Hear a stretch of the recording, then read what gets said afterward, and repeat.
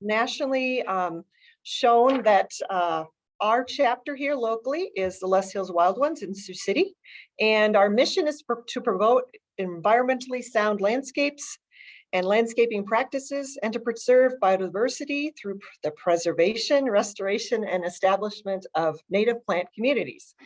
Our local chapter again is Loess Hills Wild Ones, and our board members again are Ruth Rose and myself, Dawn Snyder, as co-presidents, and our co-vice presidents, Sherry and Tom Stewart.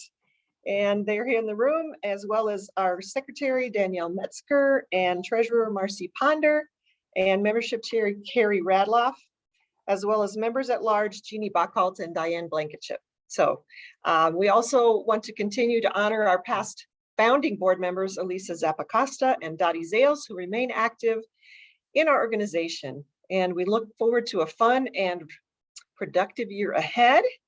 Next on the Loess Hills Wild Ones calendar is May is coming right around the corner.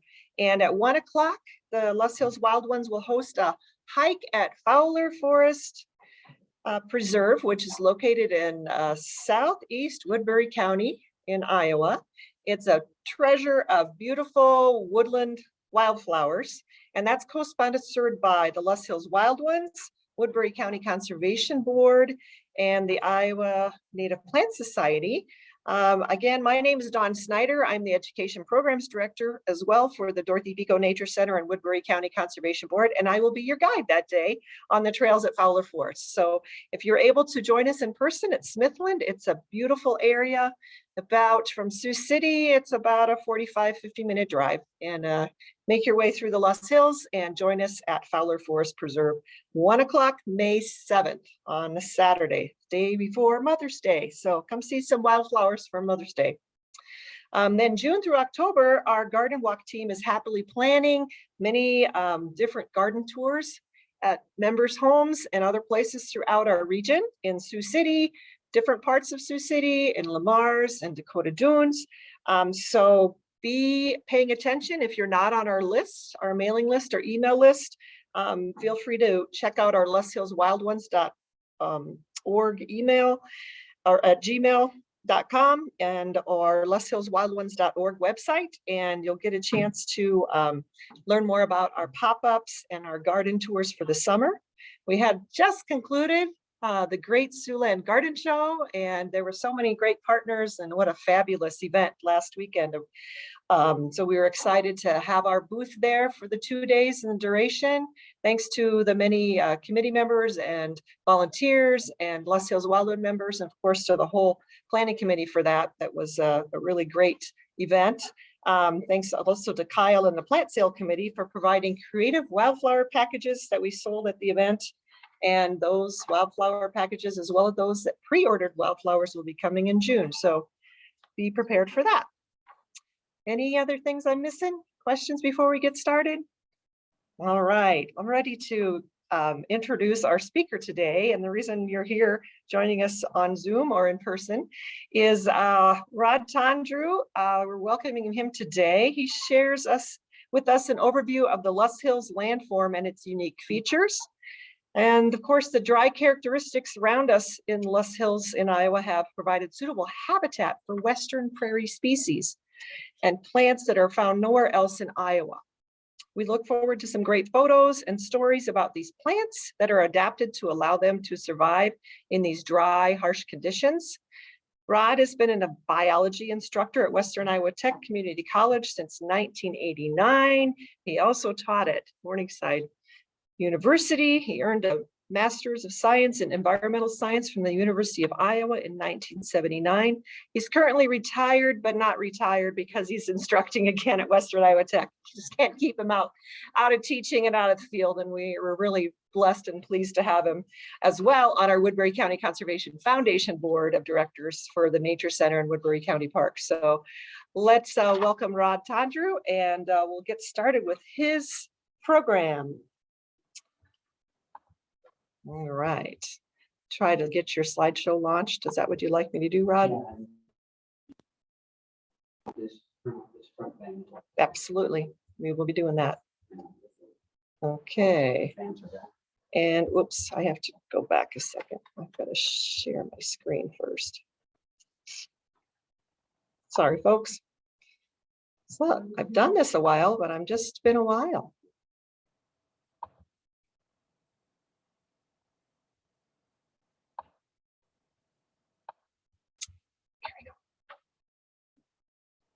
Okay.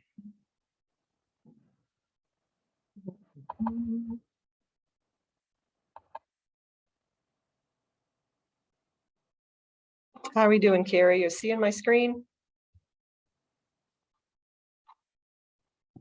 On the Zoom?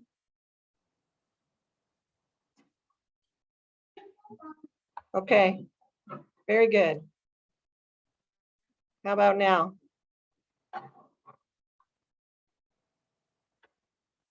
Are we good?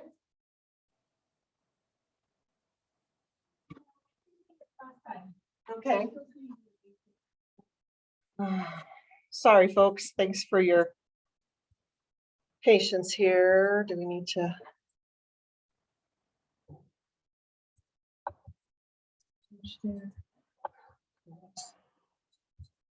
Good thing we have Danielle here.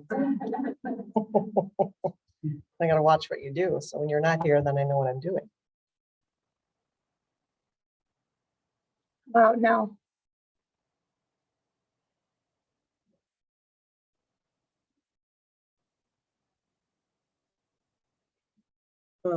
How do we get out of presentation mode? But I mean, so it doesn't show the dual screen on presentation mode.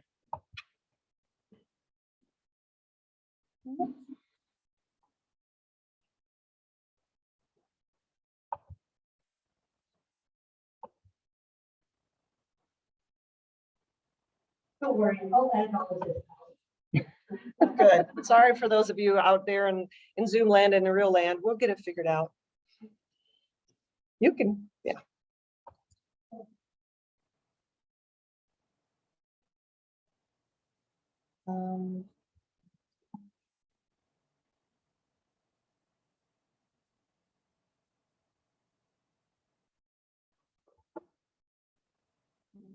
Let's see what this is.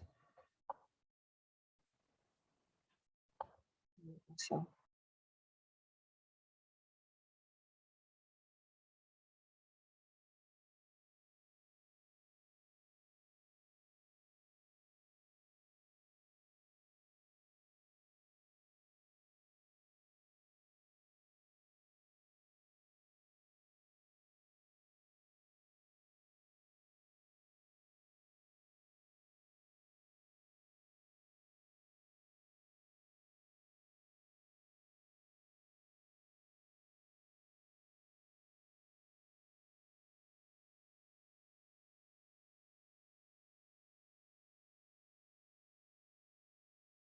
Okay, hi presenter view, folks. Okay, and now after that short delay, thank you for your patience. Here's Rod Tondreau.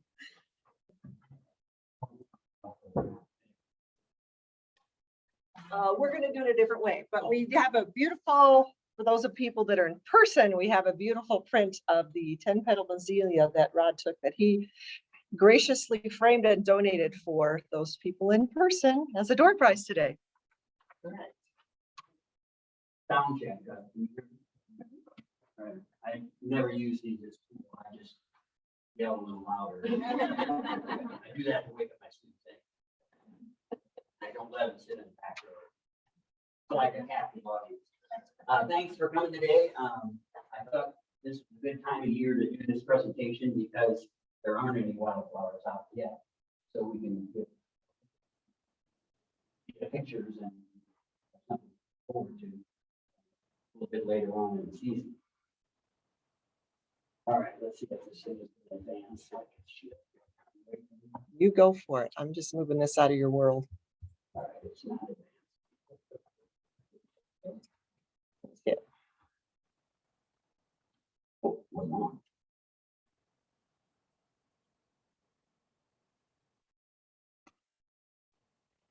Wow, why is our technology being a problem for me today?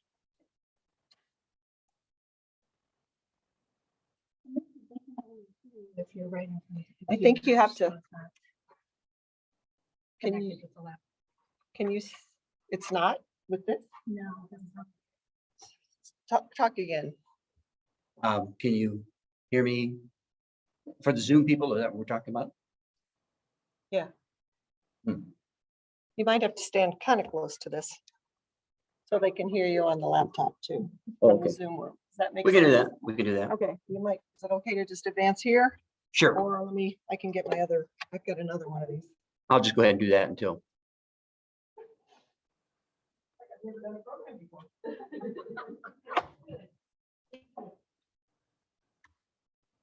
But it's not advancing here either, so.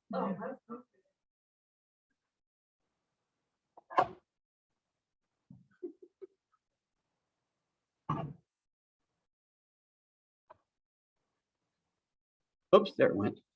For whatever reason, Yeah, you should be able to press that. This arrow Yeah, right there, yeah. just didn't do it the first time around, so.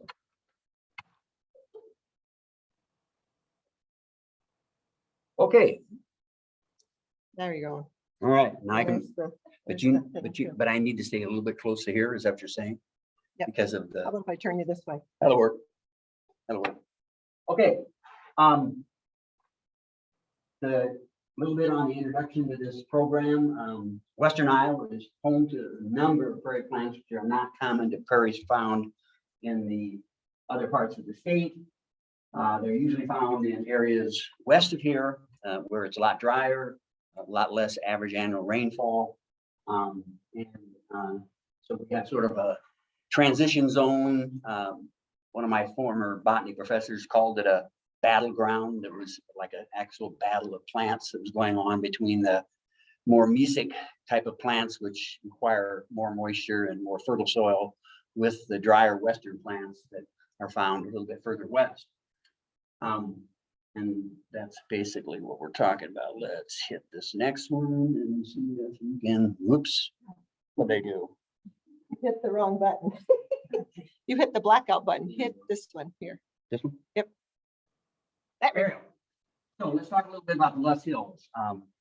Obviously, it's a pretty unique landform. How did they form? They formed about 10,000 years ago, after the last glacier had receded and the snow melt occurred and a lot of drainage into what is now the Missouri River. A lot of prevailing winds from the west picked up this material and deposited it on the other side of the river, just like snow would drift in, or even dust would drift in. If you've seen some of the pictures of the Dust Bowl eras, you know how our topsoil would drift along fence rows. Obviously, not a very pleasant sight, of course, because you knew that most of that came from farm fields. But that's basically how we got the Loess Hills. It's a pretty unique formation in terms of the depth. We have loess deposits in other parts of Iowa, but they're not nearly as deep as that are found in the actual Loess Hills. And there is a similar formation in China. And they're the only two places in the world where you see them at this depth. I have some samples that I want to just pass around.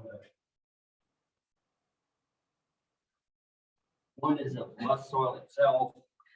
The other is of cornfield, and then the other is actual native prairie. I might have a hard time seeing it. Don't have much light, but the characteristics of Loess are pretty interesting. It's pretty fine stuff, but it does pack well, but it's highly erodible. I used to wonder why in the Loess Hills, when they would grade a road, they would always leave the banks steep on the sides rather than slope them. That's because if you slope those banks, the first rain would wash lots of Loess soil away, and that's the reason why they have those cut banks that you still see today. Just a picture of the Loess Hills landform. If you're interested in these other little things on this map, those are where the last glaciers advanced and stopped. So this is known as the pointed lobe of the last glacier, which was the Wisconsin glacier. And the topography, if you can see a topographic map of Iowa, looks a lot different. You can pick out, you can actually, a good topographic map, you'll actually see this outline. you know, how many thousands of years later. Okay, as I mentioned before, the Loess soil is actually found in many parts of Iowa, but not at depths that we find it here. And the counties that contain Loess Hills today include Plymouth, Woodbury, Monona, Harrison, Potawatomi, and Mills. Okay, just a few pictures of the Loess Hills for you to look at. Some of these were taken, I think, at Mount Talbot. Some were taken a little bit further south along Old Highway 141, just wherever I could happen to be that day. Nice little picture of some yuccas in bloom. You sort of have to be there to get these pictures, because the one thing that we know about yucca flowers is they're tasty to any kind of grazing animal, so they don't last very. And that's one of the reasons why they don't get pollinated as often as you would think, is because they require the yucca moth that flies in at night. And if the cattle or deer get to them before that, you won't have anything there except the stalk that remains. Another picture. And notice these little ridges. This is taken up at Mount Talbot. This is what they call cat steps. This is the effects of gravity on the Loess soil. Slowly pulls it downhill. And normally you can only see this early in the spring before the grasses get too tall, because then you can't see the ridges. I threw a couple of these slides in. This is taken down at Waubonsee State Park, which is what, 65 or so miles south. Not sure which county that's in, but Fremont. Somebody sent me these slides. I just put two in. This one was taken more than 100 years ago at this overlook, right? And notice there are trees, but not abundance of trees. Well, this is the same picture 100 years later, and you can see this is what happened when we suppressed the wildfires and civilization moved in, and there was nothing to keep those trees from gaining a foothold. And now, you know, trees are pretty abundant in the Loess Hills. Yeah, I thought it was a pretty neat set of photos when somebody gave them to me. Okay, a little bit about the dry hill prairie habitats. They're found on the west and south facing slopes, exposed to the sun and also to prevailing winds. We saw a lot of prevailing winds these last few days. We're in a red flag warning, and I was just telling people about there was a pretty bad fire down in southwest Iowa a couple of days ago that burned quite a few acres and some buildings. Right? Yeah, I just happened to catch it on the news. These microhabitats are characterized by poor soil texture and dry conditions, and that allows the chance for some of these Western plants who are used to that type of habitat to gain a foothold and have an advantage over plants that typically require more moisture. Dry prairie habitats are created here, which are normally found 70 to 100 miles further west. So we have this little mini area that is pretty unique. Western plants found here are more adapted to these harsh conditions, and they also face less competition. And competition for many plants is critical to their survival. Dryland adaptations of Western prairie plants. So how do they do it? How do they manage to exist in some of these areas where very little else has a chance to grow? They have deep root systems. Most of you know that prairie plants typically have much deeper root systems than horticulture plants or non-native plants. There's the famous story about the guy trying to dig out the root system of the big blue stem, and he was like 30 feet later into the ground. He hadn't found the ends of the roots. So it's pretty amazing the extent that the root systems that some of these plants have. Some plants, such as the yucca, for example, and my favorite is one that I don't think is found in the Loess Hills. You have to go further west. Is called the bush morning glory. Beautiful plant, but it's got to go a little bit further west to see it. But it has a taproot on a mature plant that could be 3 feet long and 1 foot in diameter. Okay? And it just is there to store water. The cuticles. The cuticle is the waxy outer coating that you find on some plant surfaces, some leaves, some stems. Cacti are a good example of a plant that would have thick cuticles. plant tissues that can also store water also would be another adaptation. So I think I threw in some examples to show you. Here, of course, is your yucca plant with its flower stalk. I was lucky; I got there before the deer and the camel. Big taproot. If you've ever tried to dig out a yucca plant, you know it's like next to impossible. Okay. With a close up of the yucca flower. Prickly pear cactus. I happened to catch it past bloom when the fruits had formed. Once again, it has the thick cuticle and the tissues that are able to store water. Okay.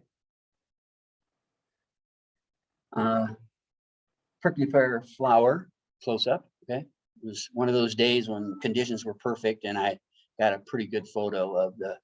This is I have framed this picture many times for people.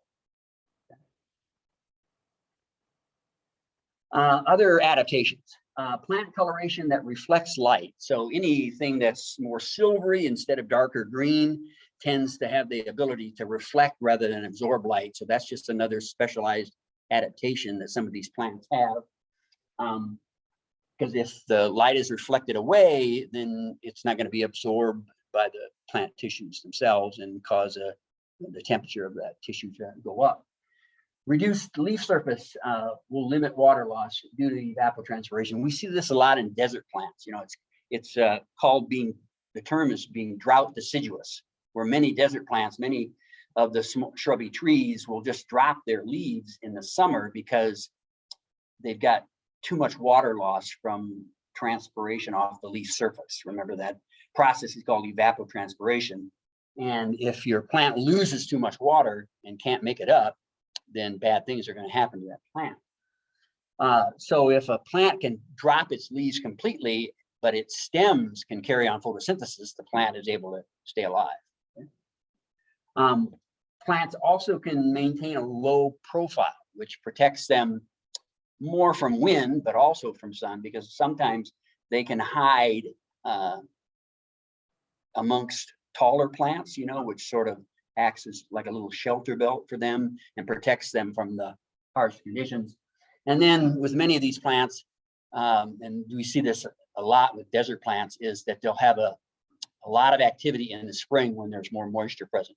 And then when the harsher summer months come along, then the plant will become inactive, actually stop growing, perhaps enter dormancy. And a lot of these plants will be designed to reproduce as early as possible. Thistle, prairie thistle, Plodsmans, if you might want to call it that, has the silvery color, right, which tends to reflect rather than absorb light. This one's hard to see. It's called skeleton weed. And it is a classic example of a plant that just ditched its leaves and said, leaves are going to be, you know, going to be a problem with trying to prevent water loss. So I'll just have green stems. And this plant does have leaves, but they're really, really tiny. And you have to get a magnifying glass out to see them. And they're just at certain junctures of the stems. But this is called a skeleton weed, and it's certainly a way to adapt to dry conditions. Let me stop here for a second. I'm going to pass around a few of these plants that I have been talking about. About 20 years ago, my brother-in-law talked me into making a presentation for Loess Park expedition celebration. We had it 20-some years ago, whatever anniversary of they came in 1803, I think, 1804. So in the year prior to that, I went out, retraced the steps of Lewis and Clark, and tried to find in his journals. And I actually found quite a few. And this happened to be one of them, the skeleton weed, so I'll just pass it around. And since we had our annual program, which was on how to press plants, make preparing collections, I thought, hey, I got a bunch of these that I have already prepared, and I can pass them around.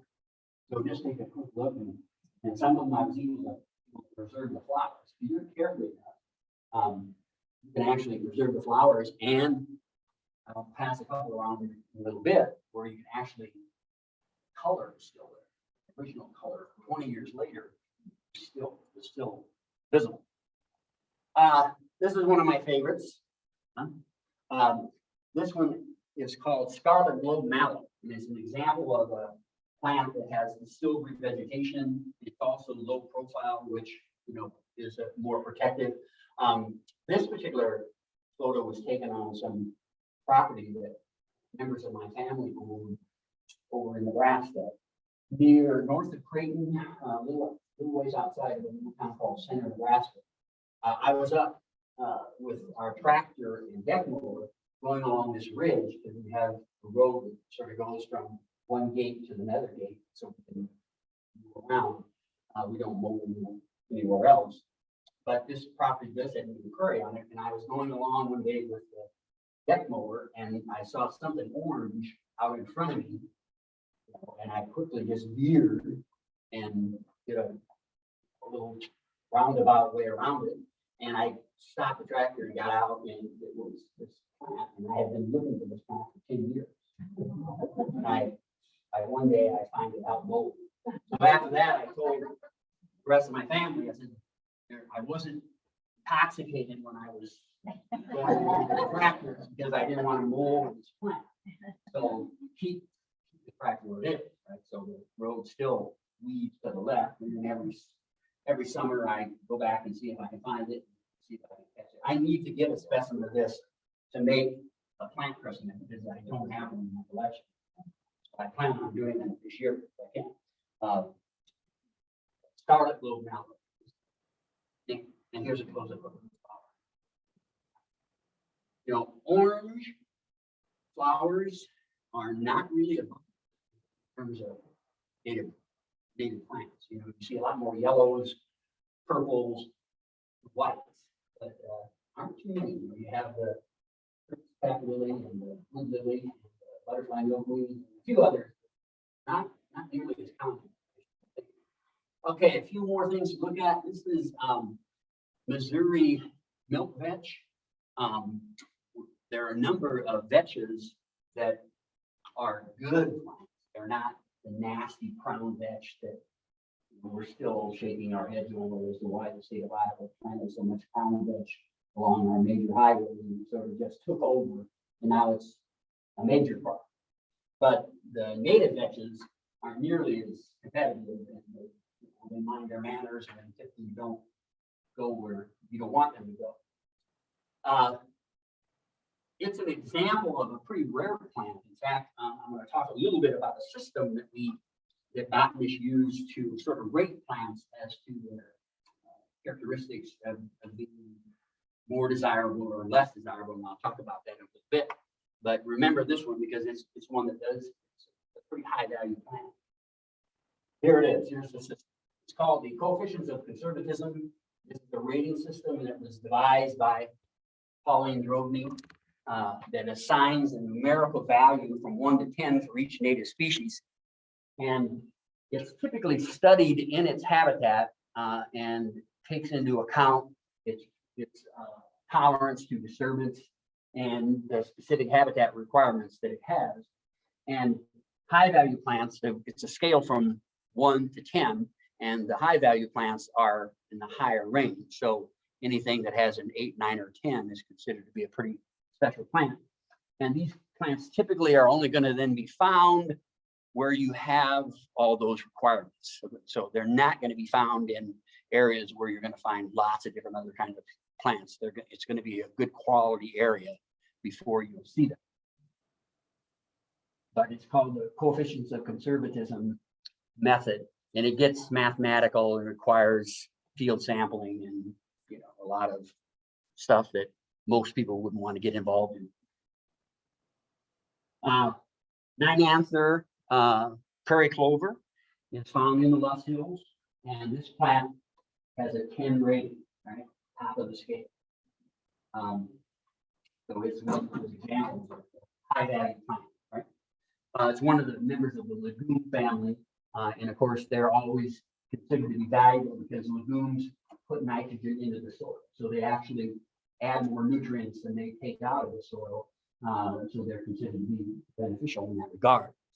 This is downy painted cup. This is another high value plant, probably a 9. Okay, doesn't really produce beautiful flowers, right? But it's a striking plant when you see it because it's so light colored that it stands out in the surroundings.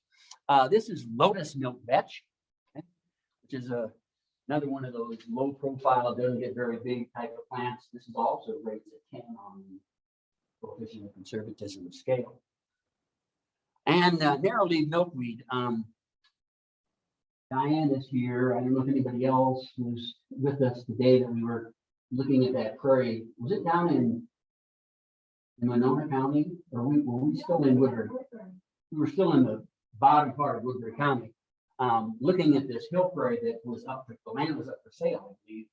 And I remember somebody stopped and was looking down, and I was a ways away. And the next thing I know, there were 4 other people all standing around looking down. So I didn't go there. This is obviously something big. And it was this narrowly milkweed, which is pretty uncommon. Probably 9 in the scale. There's probably a couple more milkweeds that are even rarer than this. But we were pretty excited that day. We knew that we were in the area when you find a plant like this. And obviously it's easy to see. Very narrow leaves. Okay. I wanted in the worst way to go back later and collect some seed pods, but since it's a protected species, you can't do that, okay, unless you would get permission. This is one that I threw in that I'm still trying to figure out what it is. You know, there are some native grasses that one is needlelands redgrass, one is green needlegrass, one is 3-on. I know it's not 3-on, but I threw it in with the hopes that I could be at a presentation where somebody smarter than me could tell me what it is. But the other reason why I threw it in is because it's a classic example of what we call bunch grass, right? Where native grass will grow in clumps rather than spread out and form a thick sod. And this is a very desirable trait to have because then it leaves space all around it for other plants to have a chance to grow. It's not going to crowd other plants out as it would if it grew thick and just filled in every available space. Okay, this is the genus Sparta or Stipa, and the characteristics of this genus is that they produce seeds on the ends of little awnings, little long little appendage that, as it dries, it tends to curl up, and when the seed falls to the ground and this awn, which is what it's called, begins to curl, it actually forces the seed into the ground. So it's a mechanism for the plant. And the more obvious example is porcupine grass, which has awns that are this long and pretty large. You can definitely tell when you see porcupine grass. Okay, this one is not in the Loess Hills, but I threw it in anyway because if you're trying to come up with an example of a plant that's very, very rare in the state of Iowa, this would probably be close to the top of the list. This is fragile prickly pear, right? It's found in only one place. That is the Gitche-Manitou State Park in extreme northwest Iowa. And on the support site, rock outcrops, this plant grows, right? Diane, were you along on that field trip that you took up there? Okay. That's where I got this picture. But nowhere else, not. So it's not a Loess Hills plant, but I'm still tempted to throw it in because we're talking about rare plants. Here's a good example. It's called fragile prickly pear because the stem segments where one attaches to the other is really, really narrow, so it easily breaks off. And this is how it propagates, because that piece of the cactus will land somewhere else, start to root, and then you'll have this plant in another location. Here is your plant. It's your Menzoia, which is the 10-petal blazing star. This is a close-up of the same picture that I took here, the frame. Okay, this is a very rare plant in the state of Iowa. Only found in a couple of places. I took this picture close to our property in Nebraska, where it's abundance heck. I can collect all the seed I want. I don't have to worry about getting into trouble with agencies or anything. But, and once again, though, the flowers only open at night. So you can't take a picture of this flower with its petals open in the daytime. So I'm out, that's why this picture came out pretty. 10-petal Menzelia. It's found in the broken kettle grasslands along those ridges, which is on the way to Westfield, Highway 12, right? I'm sure both you've heard of the broken kettle grasslands. I got permission from Scott Boats to walk up there to see if I could find it up there, and I did, but I'd already had the picture taken and I'd already had a specimen collected for my reference collection, so I didn't have to take anything and get special permission for that. He just warned me that be careful where you step, because that ridge happens to be the same. All right, I'm looking for it on here. Did I pass it around? There we go. That area is the same area that has that population of prairie rattlesnakes. The only population in Iowa. So, you know, he said, "You want one of our snake tong thingies?" And I said, "No, I'll just get a long stick and go like this as I'm walking along and make sure I set off a vibration so I don't, you know." I have been up there with groups, and I have did find them one day. In fact, it was a miserable day. This must have been the dumbest rattlesnake in the world for it to be out of its den, because it was cold and wet, and not the type of day you'd expect to find a rattlesnake. But we found a prairie rattlesnake outside, all coiled up, probably shivering. We also found a prairie ringneck on the same trip. Okay, so it was a pretty good day. In fact, you see two pretty uncommon snakes on the same height. It's a pretty good deal. But there's real tiny fissures created by water that dissolves away some of the limestone in this bluff, and it creates these little mini caves. And that's why it's such ideal habitat for prairie rattlesnakes. And by the way, if you're wondering about how venomous they are, their venom is pretty potent. Since I taught biology for so many years, I have information on lethal doses. They're called L50s. You've heard of that. And lethal dose of prairie rattlesnake venom is more potent than a Western diamondback. So if you got bit, you better get some help. And I also asked my micro students, or most of them were nurses, I said, "Do we have any antivenom for this snake in Sioux City?" In the emergency room. They said, "We do not." But one of my students checked with every ER in town, asked them if they had antivenom to this prairie rattlesnake, and they said no, and they were told that the closest place to get it is Omaha. So if somebody was bitten, they would have to sort of put them on ice and fly that antivenom in from Omaha. It'd take at least an hour. We have antivenom for spiders, you know, like for brown recluses, black widows, but they figure the chances, and I've lived here all my life, and I have never heard of anybody with it. I have seen no reports. So it's so isolated that they figured that they're safe. You know, most people are relatively safe. Bee balm, Rocky Mountain bee plant is another plant that's not as common in the Loess Hills, but common further west. Dotted blazing stars, you know, there are a lot of lighthouses out here, but this was the one that likes dry conditions. You're more likely to see the other two species in Iowa, the prairie blazing star and the rough blazing star. I have pressed specimens of both of them, and these are the ones where you can really still see the color 20 years later. It's sort of amazing. I didn't really know that much about it, and I was sort of amazed that the plants would keep their color that long. Golden aster. It's not really in the aster family. Example of a more western plant. Beautiful little flower. Flowers later in the summer. Golden aster. Purple ogleweed, right? There's good and bad things to say about purple ogleweed. It's a beautiful plant. This was a picture that I took on the roadside bank, going from Center to Verdigris, Nebraska, right, on Highway 84. And I just saw this flash of color off the right side of my vehicle, and I luckily had my camera, and slammed on the brakes. The name was over behind me, pulled off and got out and got this picture. But the interesting thing about purple oakweed is that it will concentrate selenium, which is a heavy metal, toxic heavy metal, in its tissues if it's in the ground. And if cattle or any other animals eat too much of this, they get a condition called the staggers. It actually can be fatal if they eat much of it. That's why they call it local wheat.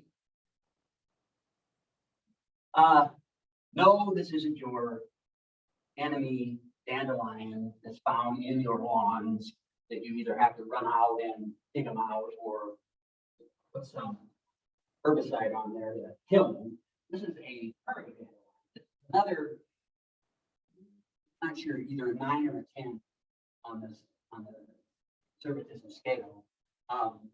You can tell right away because it has no stems. The stalks seem to come right out of the ground. It has no stems like the common dandelion does. And it also has a white line that's down the mid vein of each leaf, right? It's only found in high quality locations.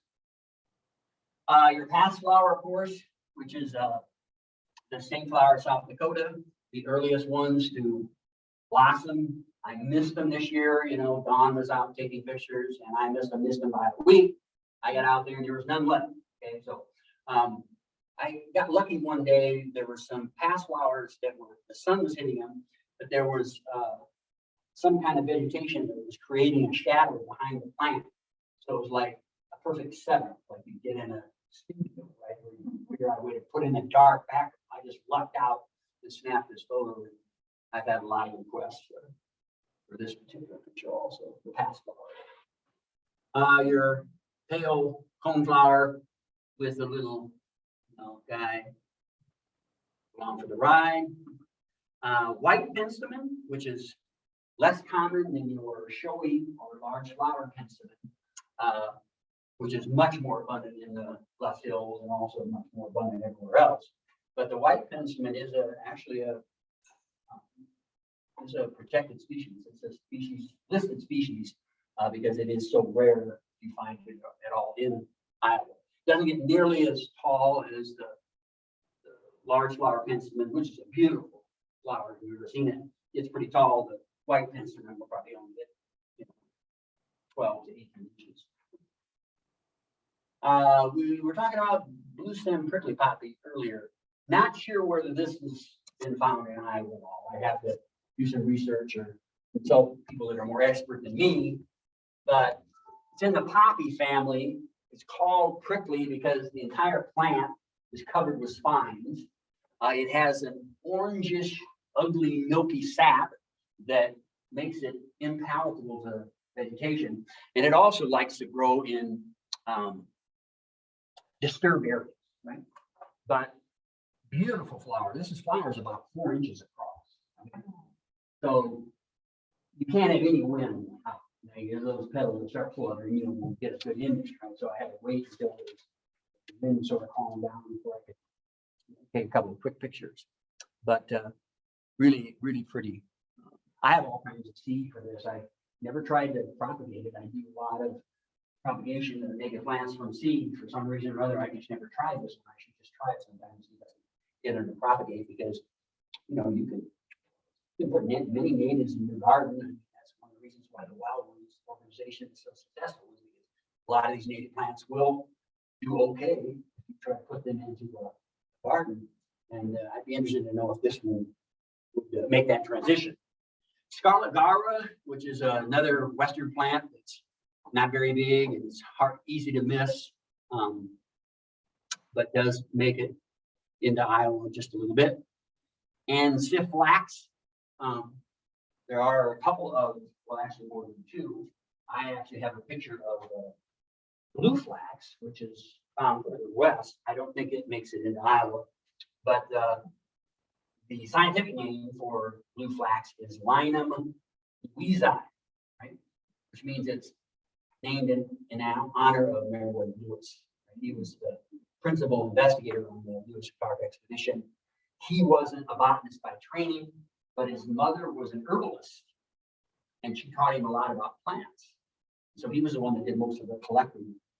I could devote an entire presentation to talking about the Lewis and Clark expedition and the plants that were collected and what happened to them. It's almost like you could make a movie out of the story about what happened about these plants, because then some of these pressed plants from the Lewis and Clark expedition ended up in a garage sale in London, England, right?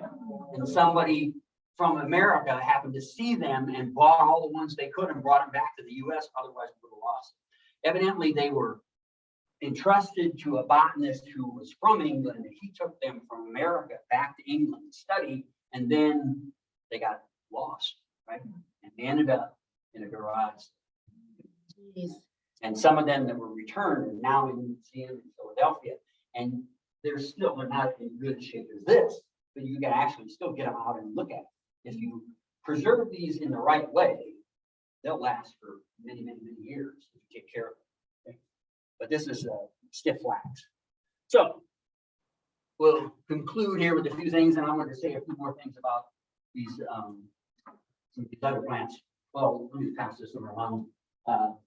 Here's your Missouri milk vetch, and this one is a buffalo berry, which is another high value, very uncommon plant. And let me see if I can have anything else that is worth showing you. Here's your purple loco weed. And here's just a purple prairie clover, which is, I threw this one in because the color is still there 20 years later. Okay, so in conclusion, Western Iowa is home to prairie plants not found in other parts of the state. One of my references, Iowa Prairie Plants by Paul Christensen and Mark Muller. Paul Christensen was an avid botanist, but I'm trying to remember what medical condition he had, but it shortened his life considerably, and he's no longer with us. But I got to hear him speak a couple of times, and actually got to go on the field for a little walk with him when he was still in okay enough shape to be able to do that. What's that? Iowa Prairie Plants by Paul Christensen. I'm going to leave these up here, so if anybody wants to come up and get the ISBN number of any of these, if you're interested in them, do that before we leave. Okay. But this has an outline of for each plant, it has a state outline with all the counties, and it has a little black dot that says, yes, we found this plant in this county. And that's how I was able to sort of do research on which plants are pretty much unique to the Loess Hills. And there are a few of these plants that you might find them a little bit further east, for instance, the prickly pear cactus, there's some dune areas that are over in eastern, right? Associated with the Mississippi. And there are a couple of these plants are found in isolated spots like that, where you have the habitat that's required. Okay. But some 40 to 50 species of Western prairie plants have found a home in the Loess Hills, which is certainly a geologically unique landform. Many of these plants are listed and protected as species of special concern by the state of Iowa. The handout I gave you, the last few pages are lists of some of these plants. And if they are listed as being protected, there's some asterisks that mark that. Okay. And the presence of these plants is just another reason to argue for the preservation of the Loess Hills. There was an article today in the journal, Letters to the Editor, about somebody was bemoaning the fact that we are still digging up the Loess Hills for filter, right? We're still defacing this landform in the name of progress, right? And you've all seen that happen, right? Anywhere where these hills are being dug up, it's obviously something that many of us obviously don't want to see. All right. So you can come up when the presentation is over. I do have another handout that I don't have enough copies for everybody, but if you're really interested in the Loess Hills, I have a handout that is species of special concern found in the Loess Hills, and this is a lot more than just plants. It's amphibians, it's reptiles, it's birds, it's mammals, it's insects, it's the whole 9 yards. I found somewhere, and it's on my list of things that I cover this topic in my class, so they always get copies of this. But if you want to have, I do have a few copies of that. Grab one of these. These aren't for sale, but I wanted just to be able to show you some of these. This book put out by the Nebraska Land Magazine in the state of Nebraska, they had a special edition called a Wildflower Year.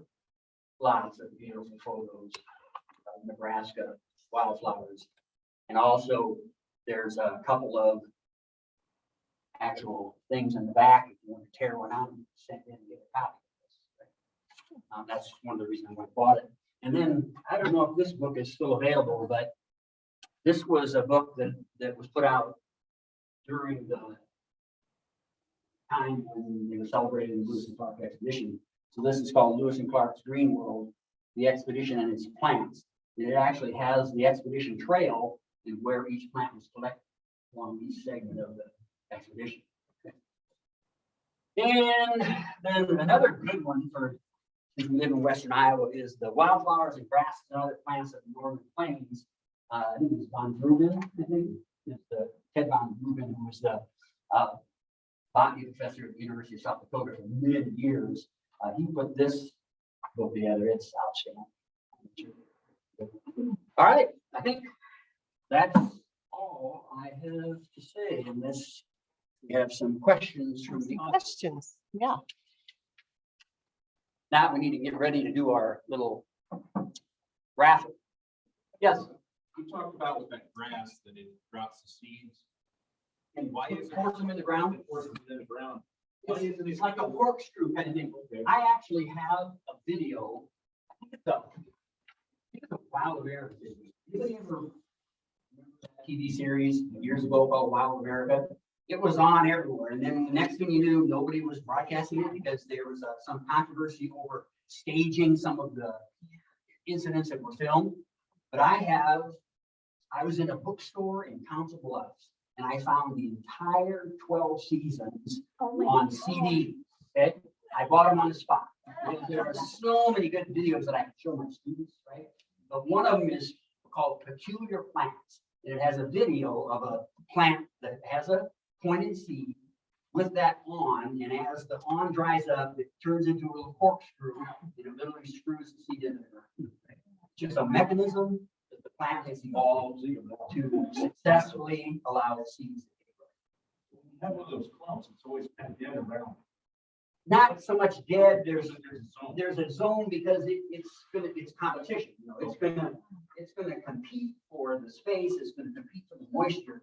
But we like to see these bunch grasses like that, rather than grasses like, you know, bluegrass and things of that nature. Even switchgrass tends to go in really thick, right? It allows for more diversity. You've got spaces all around that plant where smaller plants can have an opportunity. Is that like a natural chemical? No, it's just I don't think it's chemical. I think it's just a question of competition, right? And available moisture. And the plants, the clump will get bigger as the grass gets older, right? But I think blue stem does this, Indian grass does this, a lot of them may. Sure. What was the name of the plant with the orange flower that was actually a skeleton?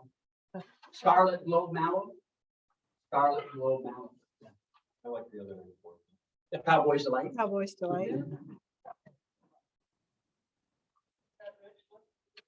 Cowboys delight.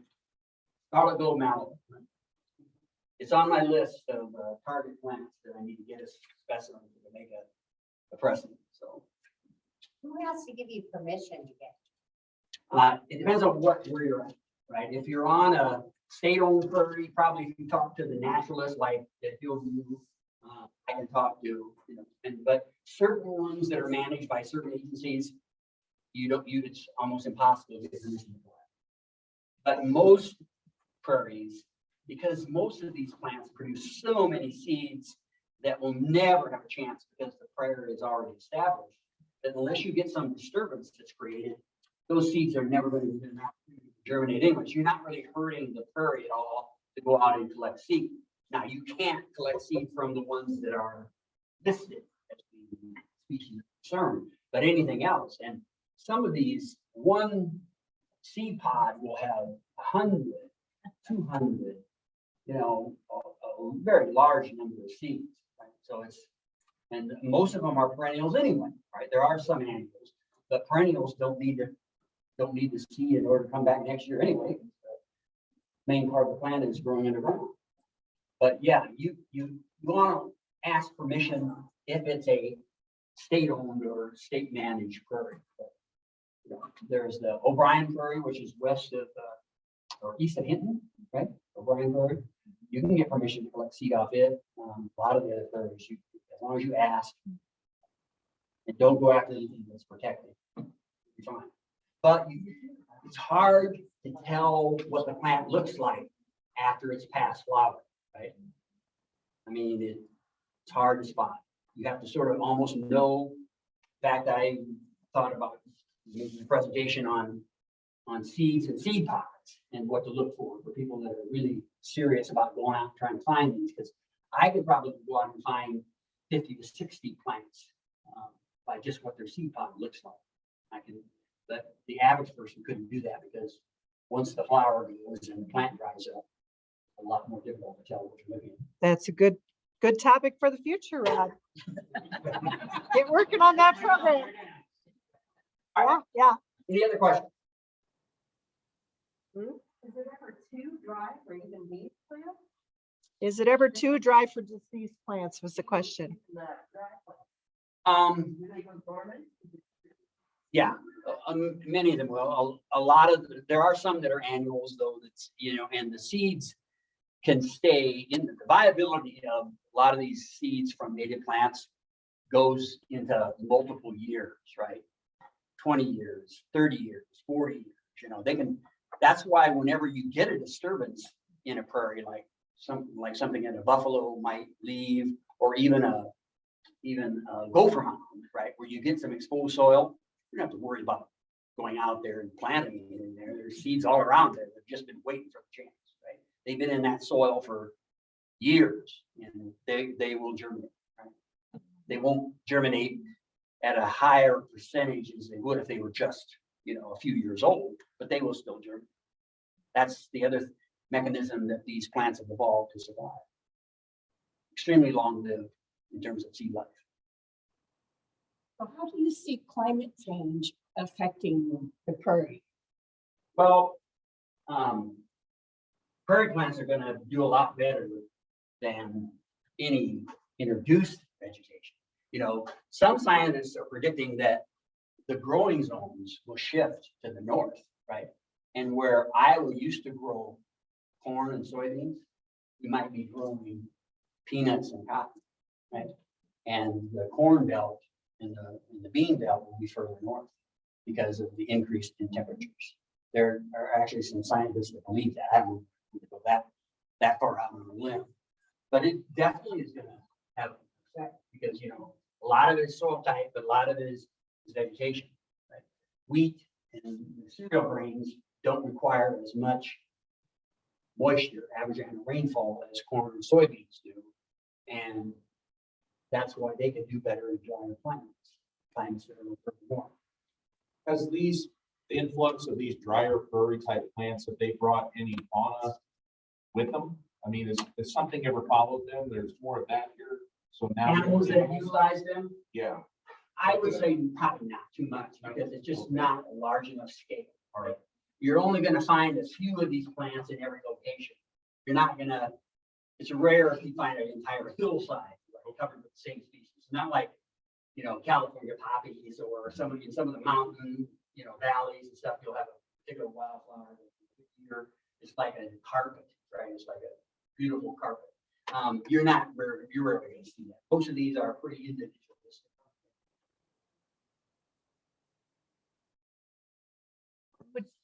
Just make it another announcement. I want to show this. This is one of the herbarium sheets that Rod was passing around during the presentation. We've got purple prairie clover here.